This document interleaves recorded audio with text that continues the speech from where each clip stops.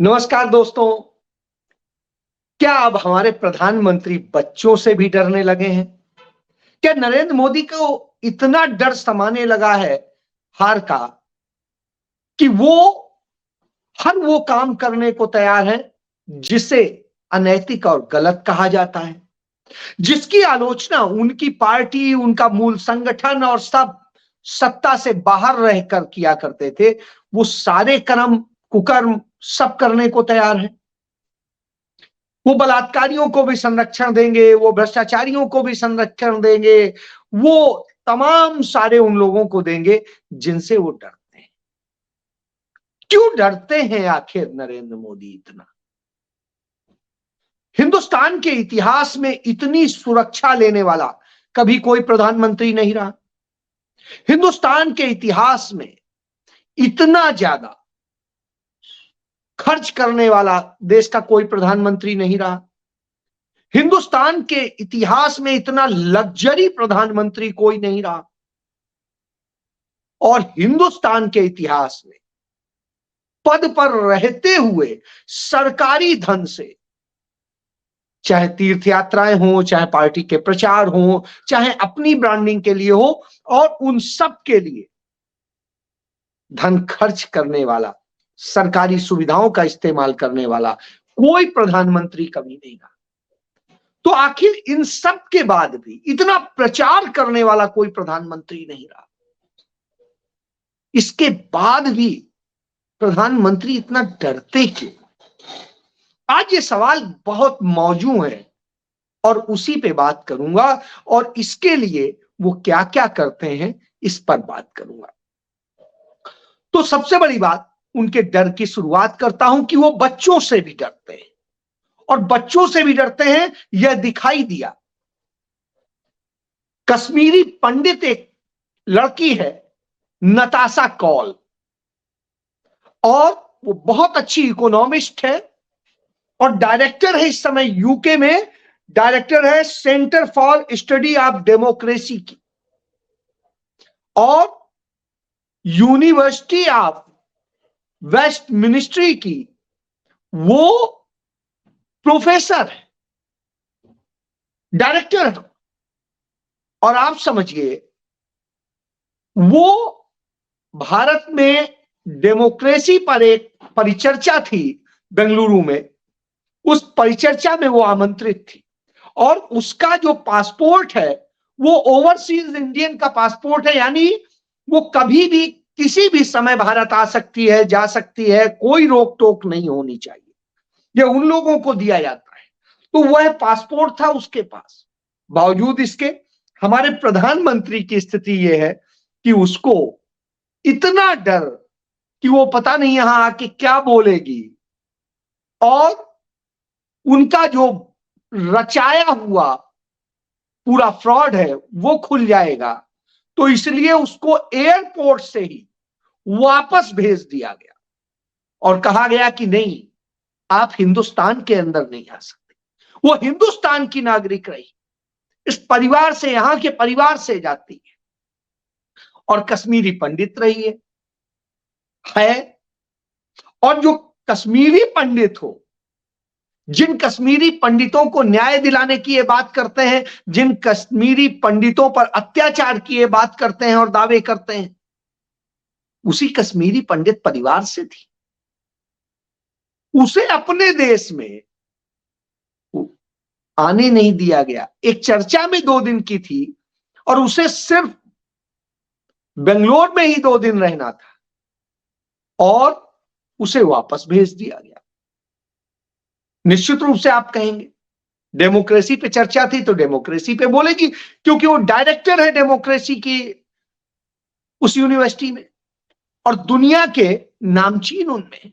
बच्ची है, कोई बहुत उम्र की नहीं है।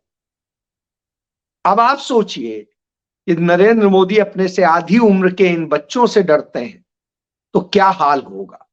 आप सोच सकते हैं कि यदि ज्यादा उम्र वालों का होगा तो क्या होगा। इसीलिए शायद वो हर अनैतिक तरीका अपनाते हैं, क्योंकि उन्हें डर लगता है, उन्हें सत्ता जाने का इतना डर लगता है कि उसके लिए वो कुछ भी कर सकते हैं। इसी कड़ी में हम देखें झूठे आंकड़े तैयार करने का काम नीति आयोग और दूसरे सांख्यिकी मंत्रालयों और सबको कहा जा रहा है। झूठे आंकड़े प्रस्तुत किए जा रहे हैं, झूठे सर्वे रिपोर्ट प्रस्तुत की जा रही। कभी सर्वे कराते हैं कि दुनिया के सबसे लोकप्रिय प्रधानमंत्री हैं, कभी दुनिया के सबसे लोकप्रिय नेता हैं, और कभी कुछ न कभी कुछ, कभी न कुछ। सबसे लोकप्रिय तो हिंदुस्तान में ही उनकी स्थिति है कि 37% लोग उन्हें वोट देते हैं, और ये तब देते हैं जब उनकी पार्टी के 2/3 सांसद कांग्रेस और उससे सहयोगी सदस्यों के दलों से आए हुए। इससे आप समझ सकते हैं। और यह स्थिति तब है जब वो अपने आप को विश्वगुरु बताते हैं। तो साहब, विश्वगुरु की हालत यह है कि यूं डरते हैं। राहुल गांधी कैम्ब्रिज जाते हैं तो उस पर तो सवाल उठाते हैं। राहुल गांधी का कैम्ब्रिज यूनिवर्सिटी के साथ में अनुबंध है, कॉन्ट्रैक्ट है कि वो साल में कितने बार जाएंगे, पढ़ाएंगे, उसका उन्हें वो मानदेय देता है, तो जिससे वो अपना खर्चा चलाते हैं, क्योंकि वो हिंदुस्तान से 1 रुपया नहीं लेते हैं। अपनी सैलरी से लेके सब हिंदुस्तान में अपने क्षेत्र के लोगों या किसी की मदद या किसी चीजों के लिए, चैरिटी के लिए खर्च करते हैं। तो यह बड़ी चीज है। इस देश की सरकार के पैसे से कभी नहीं रहते, नरेंद्र मोदी की तरह से। जैसे पंडित जवाहरलाल नेहरू अपने पैसे से पीएमओ का खर्च चलाते थे और सब कुछ करते थे, उसी तरीके से जैसे श्रीमती इंदिरा गांधी का सारा खर्च नेहरू की किताबों के रॉयल्टी से चलता था। नेहरू जी अपनी सारी संपत्ति दान कर गए थे इस देश को, उसी तरीके से। इसीलिए राहुल गांधी के पास ना तो अपना कोई घर है, ना कोई प्लाट है, ना कुछ है, ना गाड़ी है। तो आप इन बातों से समझ सकते हैं। बहरहाल, तो झूठे आंकड़े प्रस्तुत करते हैं। हर घंटे 2 किसान आत्महत्या कर रहा है, हर रोज 40 से अधिक युवा आत्महत्या कर रहा है, क्योंकि रोजगार नहीं मिल रहा है। जहां रोजगार नौकरी के लिए जाता है, पेपर लीक हो जाते हैं, कहीं कुछ हो जाता है, कहीं कुछ हो जाता है।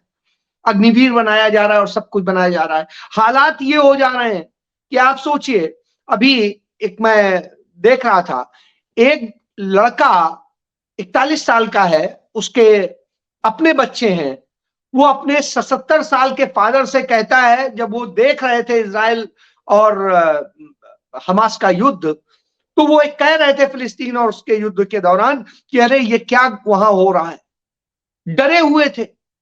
और वहीं दूसरी तरफ आज उन्हें अपना वह बेटा, जो 2 बच्चों का बाप है, उसे भेजना पड़ रहा है। इसलिए वो बेटा कहता है क्या करें, यहां घुट घुट के मरने से अच्छा है वहां पे कोई काम तो मिल रहा है, यहां मेरे पिता मुझे कब तक खिला पाएंगे, उनके पास जो बचा है सब तो हमने खा लिया। बड़ी बात है इस तरह की स्थिति में हो देश। तब आप आंकड़े बताते हैं। आंकड़े क्या बताते हैं कि हिंदुस्तान में गरीबी मिट गई है। साहब, गरीबी काहे में मिट गई है? आंकड़ों में। और सरकार के आंकड़े यदि मान ले तो उसमें कहते हैं कि रोजाना की 46 रुपए की आमदनी आपको हम 46 की बजाय 4 गुना दे देंगे और कहेंगे आप रोज का अपना पूरा खर्चा चलाएंगे। कि आपको 4 गुने से भी ज्यादा दे दें तो क्या आप चला पाएंगे? 200 रुपए यदि रोज दे दें तो 200 रुपए के हिसाब से 6,000 रुपए बनते हैं। उस 6,000 रुपए में आप क्या क्या करेंगे? बिजली का बिल देंगे कि खाना खाएंगे कि कहीं जाएंगे और क्या करेंगे?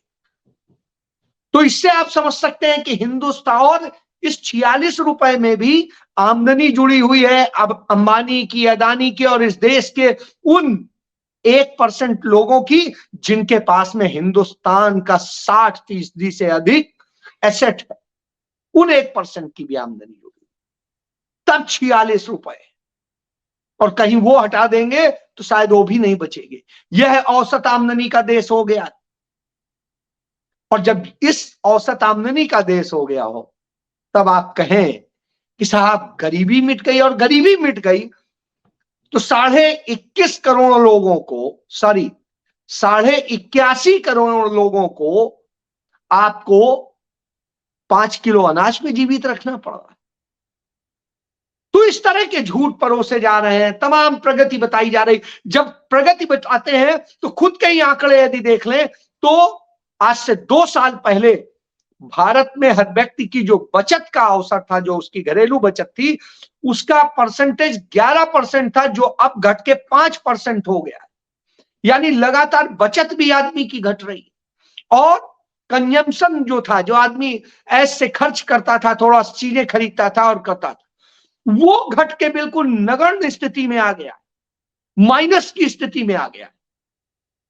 अब आप समझ सकते हैं कि कोई आदमी इस स्थिति में आ जाए, ये तो तभी करता है जब उसके पास में नहीं।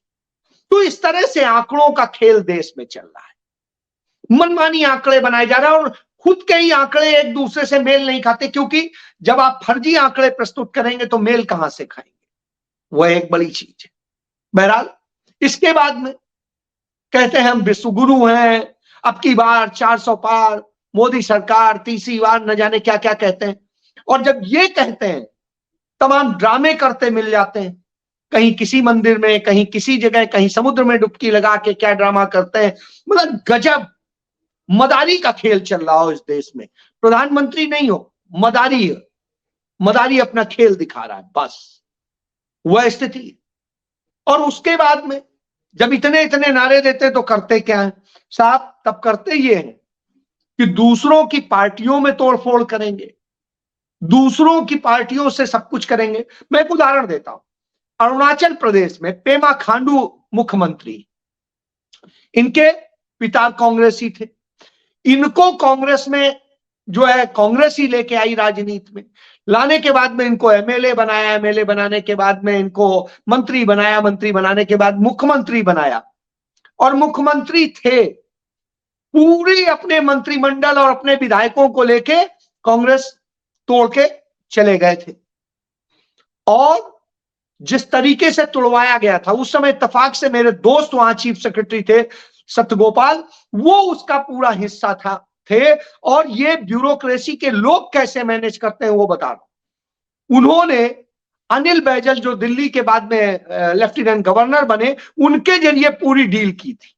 अनिल बैजल और नरेंद्र मोदी की बड़ी अच्छी मित्रता थी और अनिल बैजल के थ्रू सारा वो हुआ और उन्हें तोड़ के भाजपा में ले आया।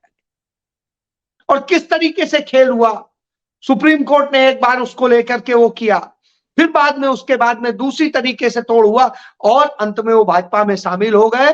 और साहब आज वो भाजपा के मुख्यमंत्री, तमाम सारे लोग हैं। तो लगातार कांग्रेस के जो लोग हैं उन्हें तोड़ा करते हैं क्योंकि उनके संपर्क में रहे हैं। तो आप समझ सकते हैं, तो इस तरह का खेल है। दूसरी तरह इसी तरीके से आप याद करिए, हिंदुस्तान के 9 मुख्यमंत्री, पूर्व मुख्यमंत्री ऐसे रहे हैं जिन्हें नरेंद्र मोदी ने, जो कांग्रेस पार्टी के रहे, उन्हें नरेंद्र मोदी ने भारतीय जनता पार्टी में ज्वाइन कराया। उनमें से एक मुख्यमंत्री गोमान, जो उड़ीसा के हैं, वो तो वापस अभी लौट गए जब राहुल गांधी की भारत जोड़ो न्याय यात्रा चली। और उन्होंने कहा मैंने समझ लिया ये पूरी तरह से फ्रॉड लोग हैं और ये शोषण करते हैं और इस तरीके से करते हैं, तो वो तो चले। लेकिन तमाम लालची लोग इनके यहां आ गए, कुछ को कुछ मिल गया, कुछ को कुछ मिल गया। लेकिन आज उनकी हैसियत उस पार्टी में सिर्फ एक पालतू की तरह से, जैसे आप हेमंत बिस्वा शर्मा को देख सकते हैं, कितने भ्रष्टाचार के आरोप थे, बुकलेट भाजपा ने ही निकाली थी उनके भ्रष्टाचार की, और आज वो भारतीय जनता पार्टी नरेंद्र मोदी के सबसे चहेते मुख्यमंत्री। क्यों? क्योंकि वो राहुल गांधी पे हमला बोलते हैं, गांधी नेहरू परिवार पे हमला बोलते हैं, कांग्रेस पे हमला बोलते हैं, बस ये उनकी काबिलियत है, इसके अलावा कोई नहीं। इसी तरीके से आप कहीं पर भी देखिएगा। आज ही की बात बताऊं, मैं कांग्रेस पार्टी के एक राज्यसभा सदस्य थे, उनकी जिंदगी में उन्हें जो कुछ मिला वो सब कांग्रेस ने दिया और उन्हें रेल राज्य मंत्री तक बनाया था, नारायण राठवा नाम। जब वो लोकसभा चुनाव हार गए तो उन्हें राज्यसभा भेजा। अभी 2022 में जब चुनाव हुआ गुजरात का, तो उनके बेटे वहां से एमएलए का लड़े चुनाव, हार गए। और इसके बाद में भी वो चाहते थे कि हमें कुछ बनाए। अब स्थिति यह है कि राज्यसभा में आपको भेजने भर के लिए कांग्रेस के पार्टी के पास में एमएलए नहीं है। तो ऐसी स्थिति में भाजपा चले जाइए। जैसे आपने देखा महाराष्ट्र में अशोक चौहान, जिंदगी भर उनके बाप वो सब कुछ जो उनके पास है उन्हीं का दिया। मिलिंद देवड़ा को देख लीजिए, उनके बाप उनके पास जो कुछ है वो सब कांग्रेस का दिया। इसी तरह बाबा सिद्दीकी को देख लीजिए, उनके पास उनके बेटे के पास जो कुछ है सब कांग्रेस का दिया। कोई एक ऐसा नहीं है जो कांग्रेस के बूते ना। कैप्टन अमरिंदर सिंह, वह राजघराना था जो डूब गया था, उन्हें मंत्री भी कांग्रेस ने बनाया, उन्हें विधायक भी जिंदगी में पहली बार कांग्रेस ने बनाया, उन्हें लाकर के सांसद भी बनाया, उन्हें मुख्यमंत्री भी बनाया, ने सीएलपी लीडर भी बनाया, सब कुछ बनाया, चले गए स्वार्थ के लिए। इसी तरीके से आप किसी को नारायण राणे को देख लीजिए, और बाकी जगह उनकी हैसियत क्या है वो भी देख लीजिए। इसी तरीके से बहुत से नाम मिलेंगे आपको, लेकिन चलिए हम उस पर बात करें। उसके के बजाय हम बात करें इस पे कि इस तरीके के खेल होते हैं जो कहते थे कि ये तोड़फोड़ नहीं होनी चाहिए, सब कुछ नहीं होना चाहिए। आप याद करिए उत्तराखंड में विजय बहुगुणा को, जो बहुगुणा जी हेमंती नंदन बहुगुणा के बेटे विजय बहुगुणा को, रीता जोशी बहुगुणा के सगे भाई को उनकी सिफारिश पर ला करके मुख्यमंत्री बना दिया। और स्थिति यह हुई कि उन्होंने भ्रष्टाचार किया, उनके भ्रष्टाचार पर भाजपा ने वो किया और उसके बाद कांग्रेस ने हटाया, तो साहब आज वो भाजपा के लाडले हैं। उनकी बहन रीता जोशी बहुगुणा प्रयागराज से सांसद है और वो प्रदेश अध्यक्ष थी उत्तर प्रदेश में कांग्रेस कमेटी। आप समझ सकते हैं क्या नहीं दिया, लेकिन बाप को भी दिया, उनको भी दिया, उनकी बहन को भी दिया, सबको दिया। लेकिन यह स्थिति है आज, वो सारे परिवारवादी भाजपा में। इसके बाद में अजीत जोगी को आप याद करिए, अजीत जोगी को क्या नहीं दिया, मुख्यमंत्री भी बनाया, सब कुछ बनाया। उनके बेटे अभी चुनाव के दौरान चले गए थे बीजेपी में।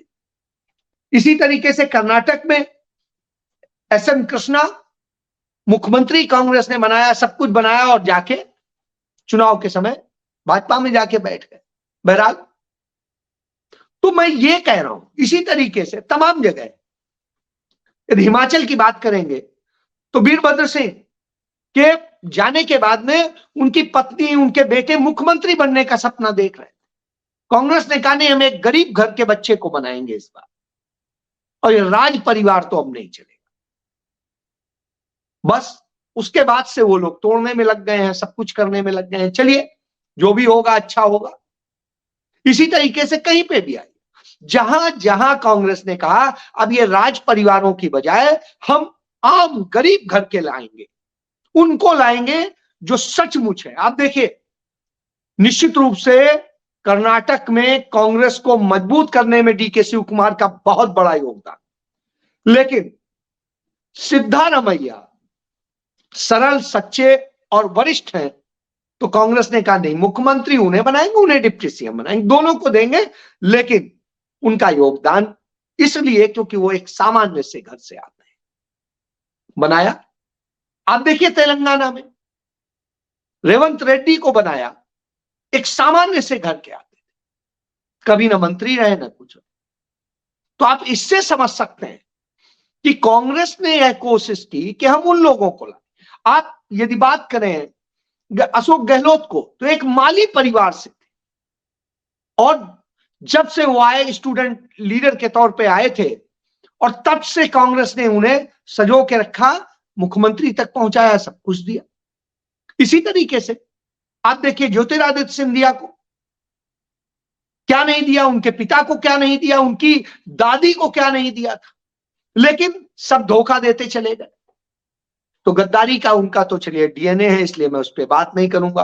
अब आ जाइए और जो लोगों की, तो जो जाते हैं, लेकिन सबसे बड़ा वो धोखा देते हैं इस देश की जनता को। वह जनता जो उन्हें चुनती है, उन्हें वो इसलिए नहीं चुनती, वो इसलिए चुनती है कि आप जिस सिंबल से लड़ रहे हैं वो सिंबल को वो वोट देती। यदि आप में इतनी क्षमता है तो आप निर्दलीय लड़के जीत के आइए और चले जाइए, तो वह तो क्षमता है नहीं। तो ऐसी स्थिति में वो उस प्रदेश की, उस राज्य की, उस क्षेत्र की, सबकी, देश की जनता के साथ में धोखा करते हैं। ऐसे धोखेबाज लोग ही भाजपा में जाते हैं और ऐसे लोगों को निश्चित रूप से सबक सिखाना चाहिए, निश्चित रूप से सिखाना चाहिए, क्योंकि आप इस तरह से तो जनता के साथ धोखा नहीं दे सकते। हम लगातार इस तरह का देख रहे हैं। ये वो लोग हैं जो स्वार्थी हैं, जो लोलुप है, जो चोर है, जो भ्रष्ट है, वो इस तरह का काम करते हैं। नहीं तो व्यक्ति कहीं नहीं जाएगा, अपने घर पे बैठ जाएगा, लेकिन वो धोखा नहीं करता है। तो गद्दारों की फौज में स्वार्थी और लालची लोगों की फौज में और इसमें अंतर होता है। तो विचारधारा की बात होती है। तो आज वही लड़ाई चल रही है और नरेंद्र मोदी डरते सिर्फ विचारधारा से, क्योंकि गद्दारों, लालचियों और सबको तो वो खरीद लेते हैं, भ्रष्ट को सिर्फ इसी बात पे ले आते हैं कि तुम बचे रहोगे। तो आप समझ सकते हैं, इसलिए नरेंद्र मोदी का डर स्वाभाविक है। इनके बूते वो 400 पार का नारा देते हैं, वास्तव में इनके बूते वो 400 पार क्या 200 पार भी नहीं कर पाएंगे। जय